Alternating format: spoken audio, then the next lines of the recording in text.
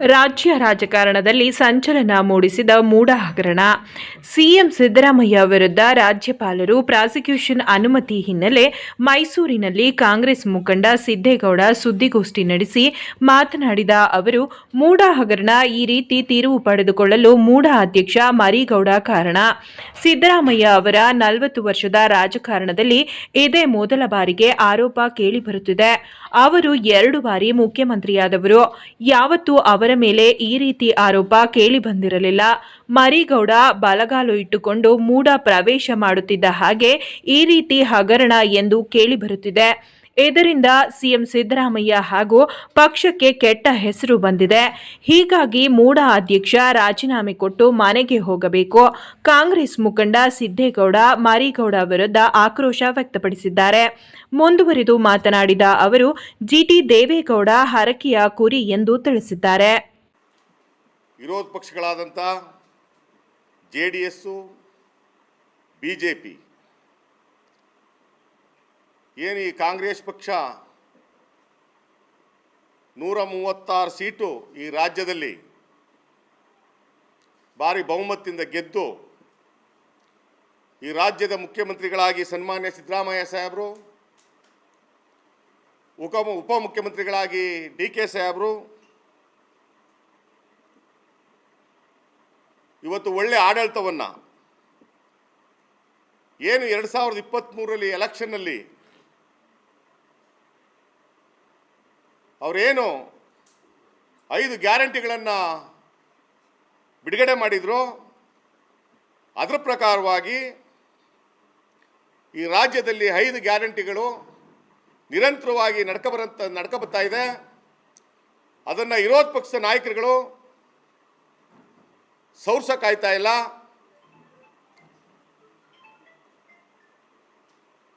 ನಲವತ್ತೈದು ವರ್ಷಗಳಿಂದ ಸನ್ಮಾನ್ಯ ಸಿದ್ದರಾಮಯ್ಯ ಸಾಹೇಬರು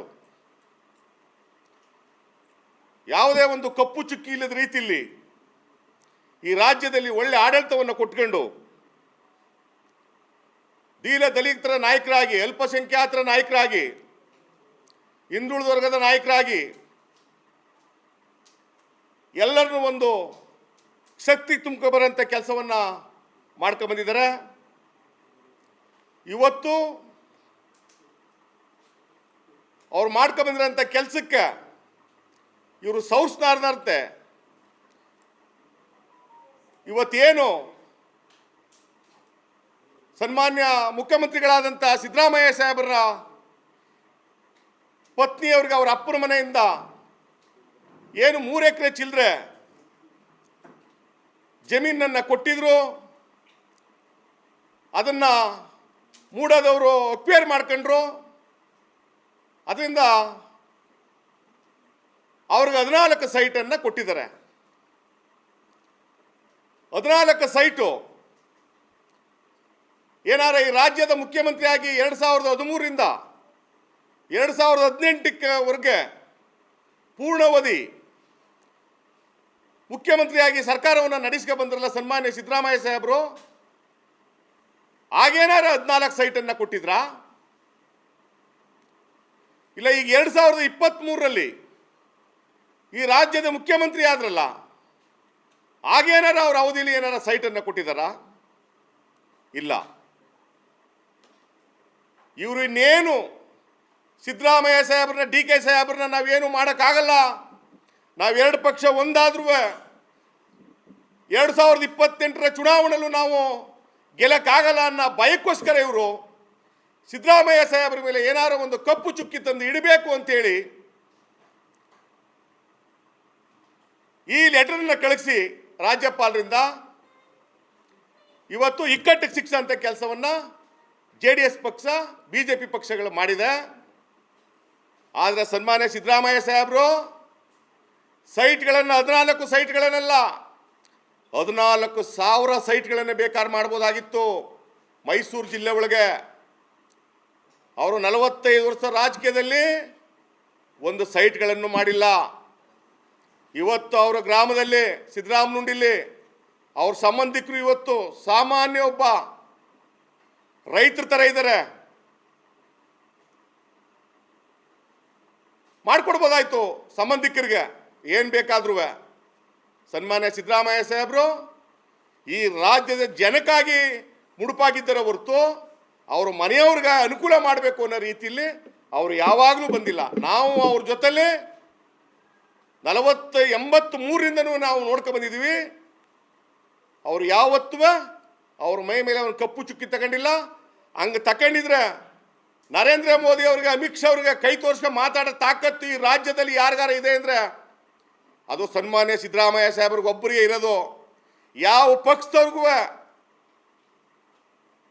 ನರೇಂದ್ರ ಮೋದಿ ಅವ್ರಿಗೆ, ಅಮಿತ್ ಶಾ ಅವ್ರಿಗೆ ಕೈ ತೋರಿಸ್ಕೊಂಡು ಮಾತಾಡೋ ಅಂಥ ಶಕ್ತಿ ಯಾವ ಪಕ್ಷದವ್ರಿಗೂ ಇಲ್ಲ. ಆದರೆ ಇರೋದು ಕಾಂಗ್ರೆಸ್ ಪಕ್ಷದ ಸನ್ಮಾನ್ಯ ಸಿದ್ದರಾಮಯ್ಯ ಸಾಹೇಬ್ರಿಗೆ ಮಾತ್ರ.